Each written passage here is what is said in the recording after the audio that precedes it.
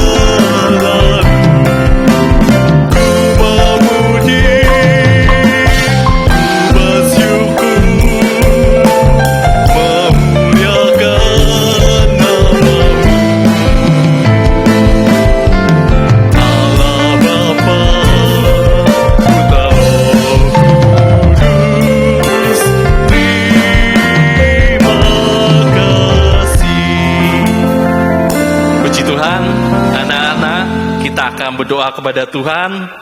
Anak-anak tutup mata, tangan di dada, tirukan Om berdoa. Kita akan berdoa. Tuhan, terima kasih atas kemurahan-Mu. Kami, anak-anak-Mu, bisa beribadah, melayani Tuhan. Tuhan, mohon urapan-Mu kepada kami, supaya kami bisa beribadah dengan sungguh-sungguh, bisa memuji, memuliakan nama Tuhan. Tuhan, urapi kami, anak-anak-Mu, guru-guru sekolah minggu, peralatan musik, komputer, semuanya Engkau urapi dengan kuasa Roh Kudus-Mu Tuhan. Tuhan, ada suatu kuasa kegelapan, setan iblis yang selalu mengganggu jalannya ibadah ini dalam bentuk lo ngantuk, lo maras, lo main-main, apapun bentuknya Tuhan. Kami bersatu hati untuk mengusirkannya di dalam nama Tuhan Yesus Kristus. Segala setan pergi. Darah Yesus yang berkuasa. Tuhan, terima kasih Tuhan. Di dalam nama Tuhan Yesus kami berdoa. Haleluya, haleluya, amin. Puji Tuhan, anak-anak silakan duduk kembali.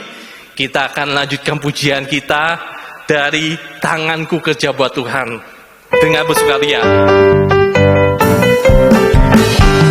Tanganku kerja buat Tuhan. Mulutku puji namanya, kakiku berjalan cari jiwa, upahku besar di surga. Kurang semangat ini kalau kita nggak pakai gerakan. Anak-anak bangkit berdiri semuanya. Kita akan menyanyikan lagu ini beberapa kali dengan kita sambil bergerakan, pakai gerakan. Tanganku kerja buat Tuhan. Tanganku kerja buat Tuhan. Tanganku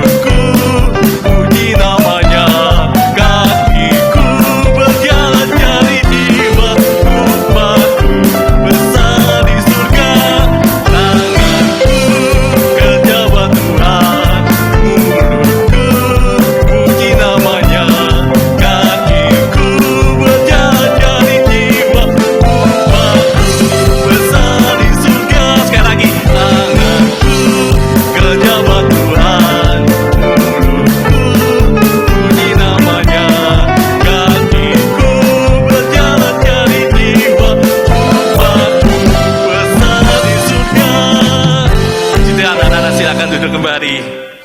Kita akan sambung dengan pujian selanjutnya. Ku menang bersama Yesus Tuhan.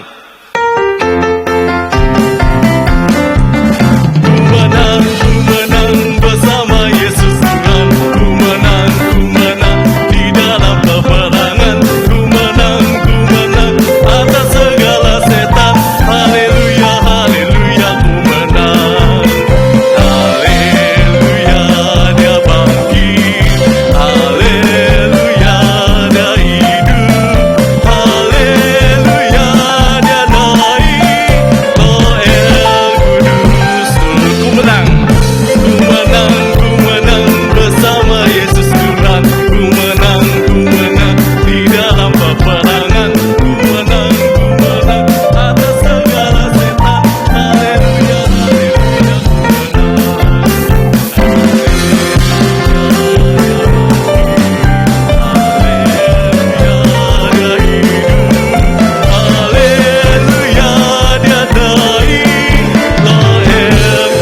ku menang sekali lagi.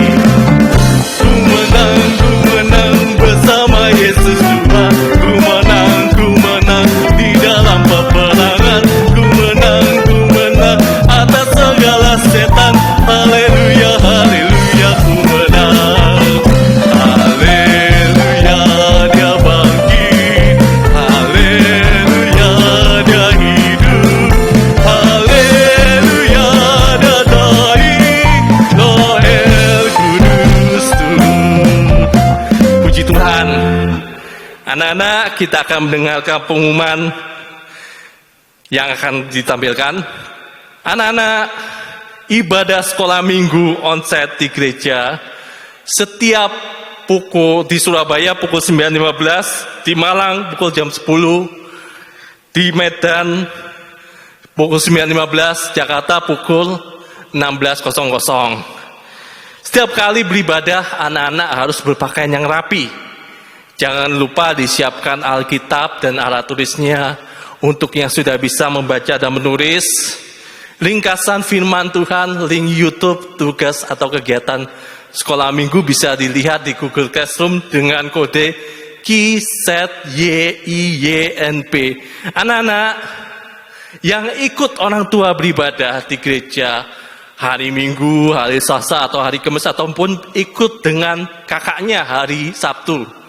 Anak-anak tidak boleh mengganggu, tidak boleh ramai, tidak jalan-jalan sana ke sini pada saat ibadah, tidak lari-lari. Anak-anak harus juga duduk dengan manis untuk mendengarkan firman Tuhan.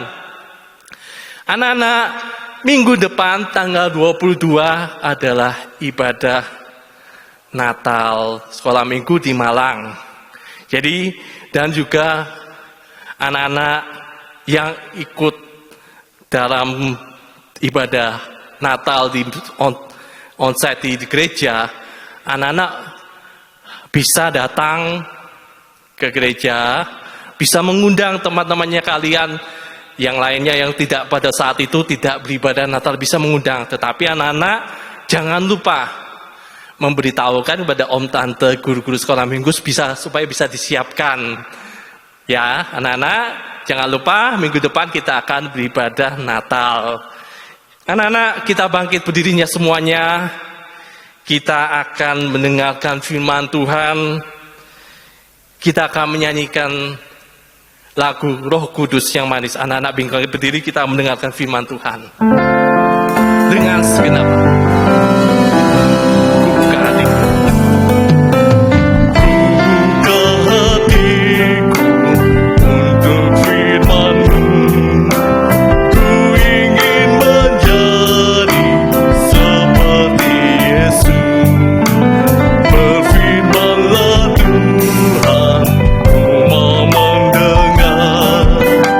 Dan melakukannya setiap hari.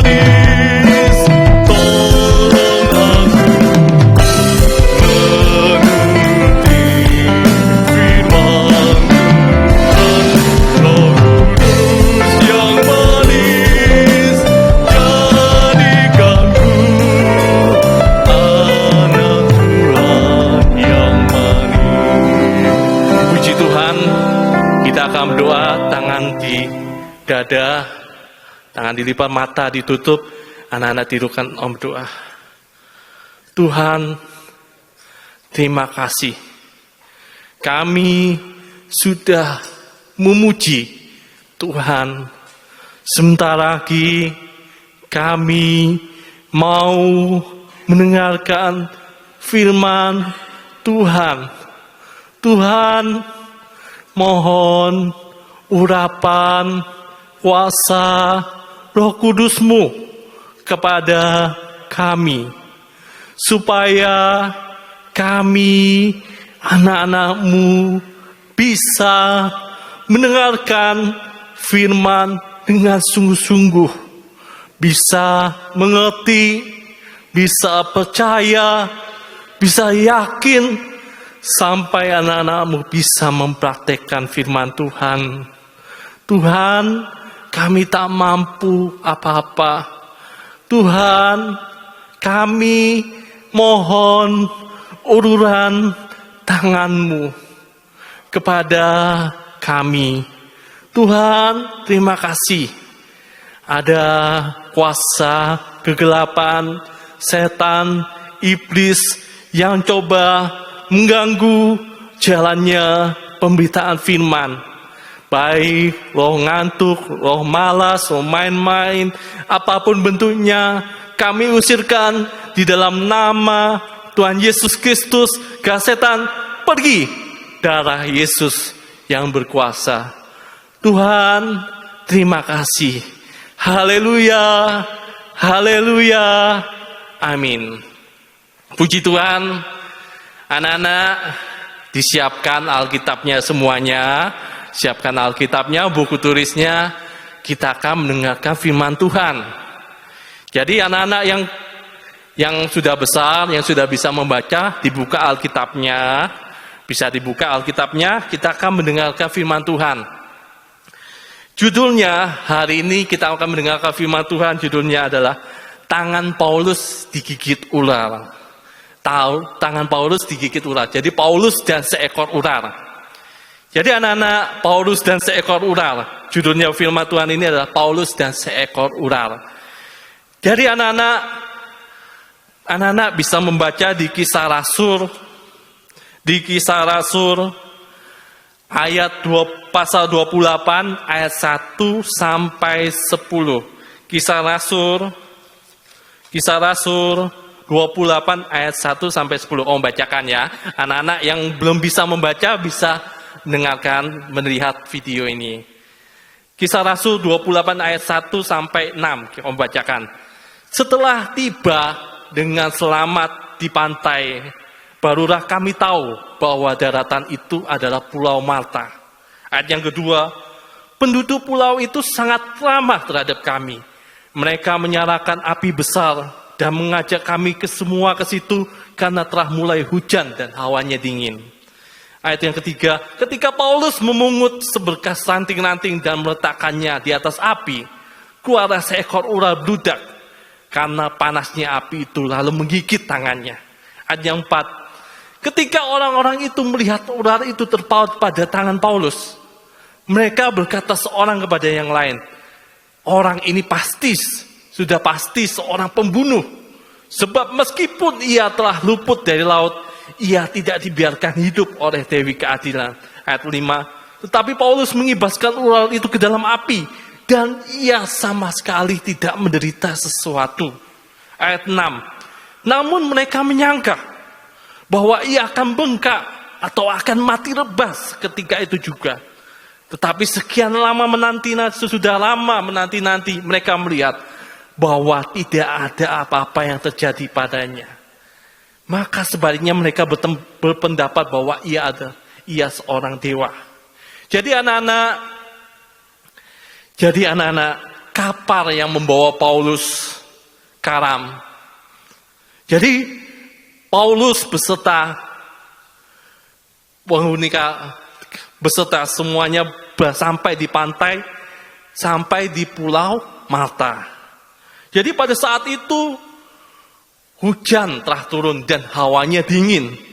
Mereka mau membuat kayu api unggun untuk membuat api untuk menghangatkan badan.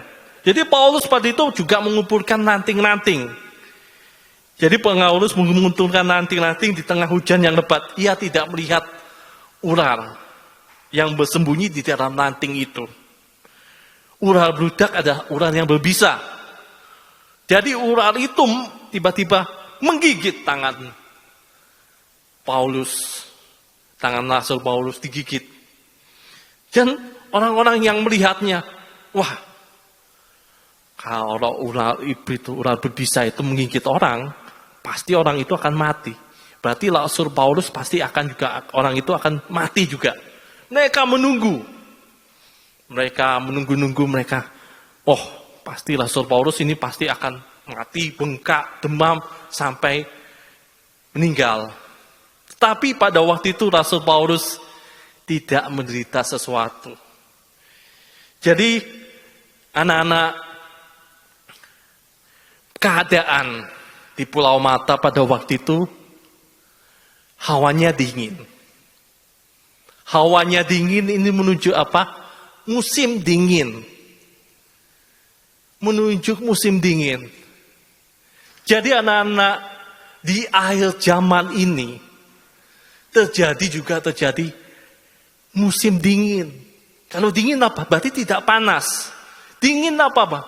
Membuat anak-anak, orang-orang di akhir zaman ini banyak yang durhaka, tanpa kasih.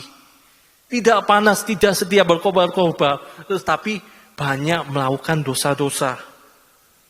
Jadi anak-anak, pada akhir zaman, pada musim dingin, hawanya dingin, ular itu adalah gambaran setan. Ular mau menggigit tangan kita. Ular mau menggigit, mau menjatuhkan hamba Tuhan, kita anak-anak, supaya apa? Hidup dalam dosa-dosa. Anak-anak masih ingat cerita apa? Adam dan Hawa. Bahwa manusia, Adam dan Hawa jatuh ke dalam dosa karena mendengarkan perkataan ular. Pada waktu itu ular bersembunyi di ranting-ranting. Jadi di Kisah Rasul 28 ayat 1 sampai 6, ketika Paulus memungut seberkas ranting-ranting itu dan meletakkannya ke dalam atas api, keluarlah seekor ular bludak karena panasnya api. Jadi ular bludak bersembunyi di ranting-ranting. Ranting-ranting adalah menunjuk tentang, ranting-ranting adalah kayu. Kayu adalah menunjuk tentang daging, manusia daging ini. Jadi setan bersembunyi di dalam daging. Jadi anak-anak, makanya jangan heran kalau setiap kali ibadah selalu kita berseru supaya segala setan, segala kuasa kegelapan, setan, iblis kita usirkan. Karena apa? Banyak setan yang bercokol dalam daging yang banyak keinginan hawa nafsu ini. Jadi setan itu berusaha menggigit. Ular menggigit tangan Rasul Paulus.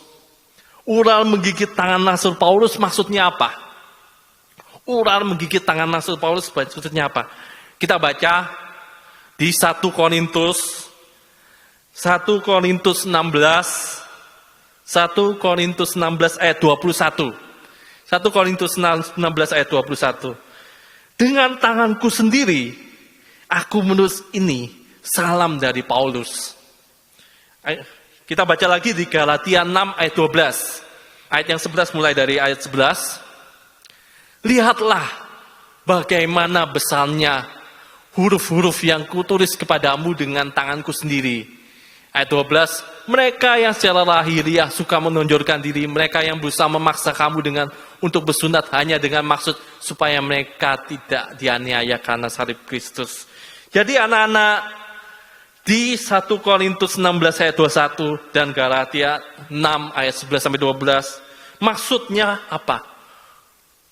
Ular mau menggigit tangan Rasul Paulus. Maksudnya yang pertama adalah supaya Rasul Paulus tidak bisa menulis. Jadi Rasul Paulus menulis dengan apa? Dengan tangan. Tangan digigit supaya gak bisa nulis. Jadi tadi makanya kita nyanyi, tanganku kerja buat Tuhan. Jadi pada waktu itu tangan Rasul Paulus dipakai untuk melayani Tuhan. Jadi supaya Rasul Paulus tidak bisa menulis surat-surat, tidak bisa menulis huruf-huruf, surat-surat, tidak bisa melayani Tuhan. Jadi itu maksud pertama, kenapa ular menggigit tangan Rasul Paulus. Maksudnya supaya bagi kita sekarang, supaya kita tidak bisa menerima firman Tuhan. Supaya kita tidak bisa melayani Tuhan. Sehingga apa? Kalau digigit, orang digigit gini, akan mati. Bagi kita apa? Akan mati rohani. Jatuh dalam dosa-dosa. Sampai kematian yang kedua, mati rohani, sampai kematian yang kedua, di neraka selama-lamanya, binasa selama-lamanya. Jadi, tidak bisa, yang maksudnya pertama, tidak bisa melayani Tuhan. Supaya tidak bisa melayani Tuhan, supaya mati. Kalau tidak bisa melayani Tuhan, anak-anak ingat. Kalau tidak melayani Tuhan, berarti kebalikannya. Ke bawah, masuk neraka, melayani setan. Binasa selama-lamanya. Bukan menjadi hamba Tuhan, tapi menjadi hamba setan. Masuk neraka. Jadi itu maksud yang pertama. Maksud yang kedua, kita baca di 1 Timotius 2 ayat 8. 1 Timotius 2 ayat 8. Oleh karena itu, aku ingin supaya di mana-mana orang laki-laki berdoa dengan menadahkan tangan yang suci, tanpa marah dan tanpa perselisihan. Jadi 1 Timotius 2 ayat 8, oleh karena itu aku ingin supaya di mana-mana orang laki-laki berdoa dengan menadahkan tangan. Jadi maksud kedua, tangan ini untuk menyembah Tuhan. Kalau tangan digigit, berarti tidak bisa menyembah Tuhan. Jadi maksud kedua, yang pertama maksudnya supaya tidak bisa melayani Tuhan. Yang kedua, tangan digigit supaya kita tidak bisa menyembah Tuhan. Kita tidak bisa berdoa menyembah Tuhan. Kalau kita tidak menyembah Tuhan, kebalikannya lagi. Kita bukan menyembah Tuhan, tapi menyembah setan, antikris. Ya ujung-ujungnya masuk ke dalam neraka, tempatnya setan dan iblis. Beserta pengikut-pengikutnya. Jadi anak-anak, kita harus waspada. Ular setan menggigit tangan kita, mau menggigit tangan kita. Supaya kita tidak bisa melayani. Kita tidak bisa berdoa menyembah Tuhan. Kita baca kembali di Kisah Rasul 28 ayat 3 sampai 5. Ayat 3, ketika Paulus memukus berkas ranting-ranting dan meletakkannya di atas api, keluarlah seekor ular bludak karena panasnya api itu, lalu menggigit tangannya. Ayat 4, ketika orang-orang itu melihat ular itu terpaut pada tangan Paulus, mereka berkata seorang kepada yang lain, orang ini sudah pasti seorang pembunuh. Sebab meskipun ia telah luput dari laut, ia tidak dibiarkan hidup oleh Dewi Keadilan. Tetapi Paulus mengibaskan ular itu ke dalam api, dan ia sama sekali tidak menderita sesuatu. Digarisbawahi. Dan ia sama sekali tidak menderita sesuatu. Jadi anak-anak, pada waktu itu Rasul Paulus digigit, tangan Rasul Paulus digigit, ia sama sekali tidak menderita sesuatu. Jadi Rasul Paulus kuat dan teguh hati, tidak mengalami, tidak jatuh dalam dosa, tidak sakit, tidak mengalami musim dingin rohani, tidak mengalami bisa ular yang beracun, tidak sakit, tidak mati, tidak binasa, tidak menderita sesuatu. Jadi penuh pengharapan kepada Tuhan, kuat dan teguh hati, sehingga akhirnya apa? Dibaca lagi ayat 28 ayat 5. Tetapi Paulus mengibaskan ular itu ke dalam api. Dan ia sama sekali tidak menderita sesuatu. Jadi Paulus tidak menderita segala sesuatu, dan bahkan dia mengibaskan ular itu ke dalam api. Jadi anak-anak, untuk menghadapi ular bludak, ular beracun yang harus jalan keluarnya apa? Seperti tangan Rasul Paulus mau digigit sama ular, kibaskan di dalam api. Kibaskan di dalam api supaya ular itu mati. Bukan kita mati, tapi ular itu yang mati. Api ini adalah apa? Api adalah artinya apa? Urapan kuasa Roh Kudus. Api ini adalah pencurahan kuasa Roh Kudus, api Roh Kudus. Seperti anak-anak tahu pada hari Pentakosta di Kisah Rasul yang awal-awal pada waktu itu ada pencurahan kuasa Roh Kudus dalam bentuk nyala api. Ayo kita baca di Kisah Rasul 2 ayat 1 sampai 3. Kisah Rasul 2 ayat 1 sampai 3. Ketika tiba hari Pentakosta, semua orang percaya berkumpul di satu tempat. Tiba-tiba turunlah dari langit suatu bunyi seperti tiupan angin keras yang memenuhi seluruh rumah di mana mereka duduk. Ayat yang ketiga, dan tampaklah kepada mereka lidah-lidah seperti nyala api yang bertebaran dan hinggap pada mereka masing-masing. Dan ayat yang ketiga, dan tampaklah mereka lidah-lidah seperti nyala api yang bertebaran. Di garis bawah, lidah-lidah seperti nyala api yang bertebaran. Yang keempat, Kisah Rasul 2 ayat 4 selanjutnya, maka penuhlah mereka dengan Roh Kudus. Sampai 4 aja. Maka penuhlah mereka sampai Roh Kudus. Jadi anak-anak, api adalah menuju tentang urapan kuasa Roh Kudus. Penuhlah. Di ayat yang kedua, maka penuhlah mereka dengan Roh Kudus. Jadi seperti Rasul Paulus digigit ular, dia tidak menderita sesuatu, dia tetap kuat dan teguh hati. Bahkan dia mengibaskan ular itu ke dalam api. Jadi jalan keluarnya adalah api. Kita mohon urapan kuasa Roh Kudus. Jadi anak-anak, itu mengapa setiap doa kita, setiap memulai segala sesuatu kita berdoa, kita minta urapan kuasa Roh Kudus. Supaya kita tidak menderita segala sesuatu. Supaya kita tidak diincar sama ular, tidak digigit oleh ular. Jalan keluarnya adalah urapan kuasa Roh Kudus. Kita mohon urapan kuasa Roh Kudus dalam hidup kita. Nah, kegunaan Roh Kudus apa? Kegunaan api itu apa? Ya, kita baca kegunaan api Roh Kudus. Kegunaan Roh Kudus adalah apa? Yang pertama, kita baca di Roma, kitab Roma 15 ayat 16. Roma 15, 16. Yaitu bahwa aku boleh menjadi pelayan Kristus Yesus bagi bangsa-bangsa bukan Yahudi di dalam pelayanan pemberitaan Injil Allah, supaya bangsa-bangsa bukan Yahudi dapat diterima oleh Allah sebagai persembahan yang berkenan kepadanya, yang disucikan oleh Roh Kudus.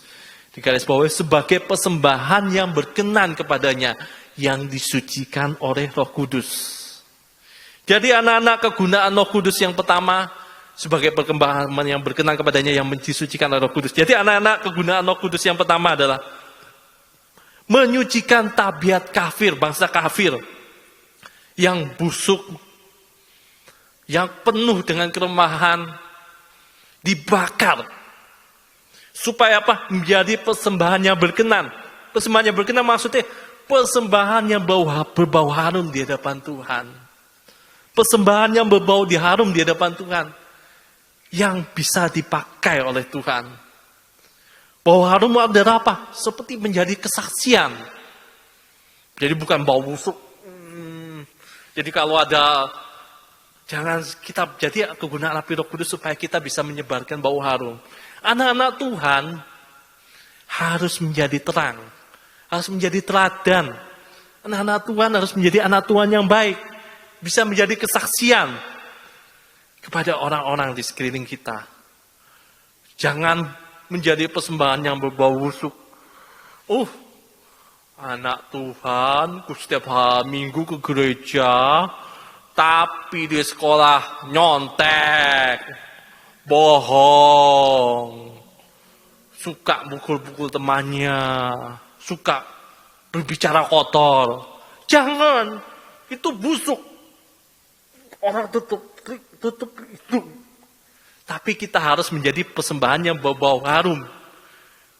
Bisa berkenan kepada Tuhan. Jadi anak-anak sekolah minggu, kita mohon kuasa Roh Kudus kita. Supaya kita bisa dipahalkan Tuhan, bisa menyebarkan bau harum. Mulai dari rumah tangga. Anak-anak di rumah tangga, anak-anak bisa taat. Dengar-dengar kepada orang tua kalian. Saat orang tua menyuruh kalian, misalkan, ayo, cepat tidur, besok pagi-pagi kalian mau sekolah. Tapi kalian tidak mau mendengar. Malah sibuk mainan, gak mau mendengarkan orang tua. Itu tidak menjadi kesaksian, tidak menyebarkan berbau harum di hadapan Tuhan, tidak berkenan di hadapan Tuhan. Jadi anak-anak harus menjadi persembahan yang berbau harum di hadapan Tuhan, bisa menyenangkan hati Tuhan, bisa dipakai dalam Tuhan. Mulai dari rumah tangga, dalam gereja, sampai anak-anak nanti kalau dipakai, misalkan ikut orang tua dalam kebaktian persekutuan di luar, antar pengembalaan ke anak-anak bisa menjadi kesaksian. Jadi kegunaan pertama adalah menjadi persembahan yang berbau harum di hadapan Tuhan, bisa dipakai Tuhan. Yang kedua, kegunaan yang api Roh Kudus yang kedua, dibaca Roma 12 ayat 11. Roma 12 ayat 11. Janganlah kehendaknya kerajinanmu kendor. Biarlah rohmu menyala-nyala dan layanilah Tuhan. Biarlah rohmu menyala-nyala dan layanilah Tuhan. Jadi anak-anak, biarlah rohmu menyala-nyala dan layanilah Tuhan. Jadi anak-anak, kegunaan kedua, Roh Kudus membuat kita setia berkobar-kobar, menyala-nyala dalam ibadah pelayanan sampai garis akhir. Jadi yang kedua, Roh Kudus membuat kita setia dan berkobar-kobar, menyala-nyala dalam ibadah pelayanan sampai garis akhir. Kita tidak akan pernah masuk dalam musim dingin. Kita tidak pernah kedinginan, tetapi kita tetap setia berkobar-kobar sampai bisa melayani Tuhan menyala-nyala, tidak kendor sampai garis akhir. Garis akhir apa maksudnya? Sampai Tuhan kedatangan Tuhan Yesus yang kedua kali, atau sampai pada saat kita meninggalkan dunia. Jadi anak-anak, kita bisa setia dan berkobar-kobar dalam ibadah pelayanan sampai garis akhir. Kita tidak pernah kena musim dingin rohani, terus berkobar-kobar. Kita harus bertahan sampai garis akhir. Kegunaan yang ketiga, kita baca Titus 3 ayat 5. Titus 3 ayat 5. Pada waktu itu, Dia telah menyelamatkan kita, bukan karena perbuatan baik yang telah kita lakukan, tetapi karena rahmat-Nya, oleh permandian kelahiran kembali, dan oleh pembaharuan yang dikerjakan oleh Roh Kudus. Tetapi oleh rahmat-Nya, oleh permandian kelahiran kembali, dan oleh pembaharuan yang dikerjakan oleh Roh Kudus. Jadi yang pertama, kegunaan pertama, kita bisa menjadi persembahan yang berbau harum, bisa dipakai Tuhan. Yang kedua, kita bisa setia dan berkobar-kobar dalam ibadah pelayanan sampai garis akhir. Kegunaan ketiga, Roh Kudus membaharui kita dari manusia daging menjadi manusia rohani seperti Yesus. Roh Kudus membaharui kita dari manusia daging menjadi manusia rohani seperti Yesus. Sempurna. Jadi si daging yang banyak kelemahan, yang cacat celah, yang suka bohong, suka dusta, diubahkan menjadi apa? Jujur, taat. Kita diubahkan sedikit-sedikit sampai pada saat kedatangan Tuhan Yesus yang kedua kali, di awan-awan yang permai, kita diubahkan menjadi mempelai wanita Tuhan. Tuhan Yesus sebagai mempelai pria surga, kita menjadi mempelai wanita Tuhan. Kita masuk Firdaus, kerajaan 1000 tahun, sampai kita masuk Yerusalem yang baru. Jadi anak-anak, Om ulangi. Ular mau menggigit kita, supaya kita tidak bisa melayani, tidak bisa menyembah Tuhan, sampai kita masuk musim dingin rohani. Tetapi kita mohon urapan kuasa Roh Kudus-Mu itu kuat dan teguh hati, supaya kita bisa menjadi persembahan yang berbau harum di hadapan Tuhan, dipakai Tuhan, bisa setia berkorban sampai kita diubahkan sedikit sedikit menjadi sempurna, menjadi mempelai wanita Tuhan, masuk kerajaan 1000 tahun damai Firdaus, sampai masuk kerajaan surga Yerusalem baru. Kita masuk surga, tapi kalau kita tidak mau diurapi oleh Roh Kudus, tidak mau melayani Tuhan, tidak mau menyembah Tuhan, kita bukan masuk surga, tetapi masuk ke bawah, ke neraka, binasa selama-lamanya. Puji Tuhan, biar anak-anak bisa mengerti akan firman Tuhan. Kita mohon urapan kuasa Roh Kudus, supaya anak-anak bisa semuanya bisa mengerti kepada firman Tuhan, bisa percaya yakin, jadi iman di dalam hati kita. Puji Tuhan, seperti demikian firman Tuhan, kita akan doa. Tutup mata, tangan di dada, kita akan berdoa sungguh-sungguh. Tuhan, terima kasih atas firman-Mu. Mohon Tuhan, urapan kuasa Roh Kudus-Mu kepada kami, anak-anak-Mu, guru-guru, semuanya Engkau urapi, supaya kami bisa mengerti, percaya, yakin kepada firman Tuhan, sampai kami bisa mempraktekkan firman Tuhan.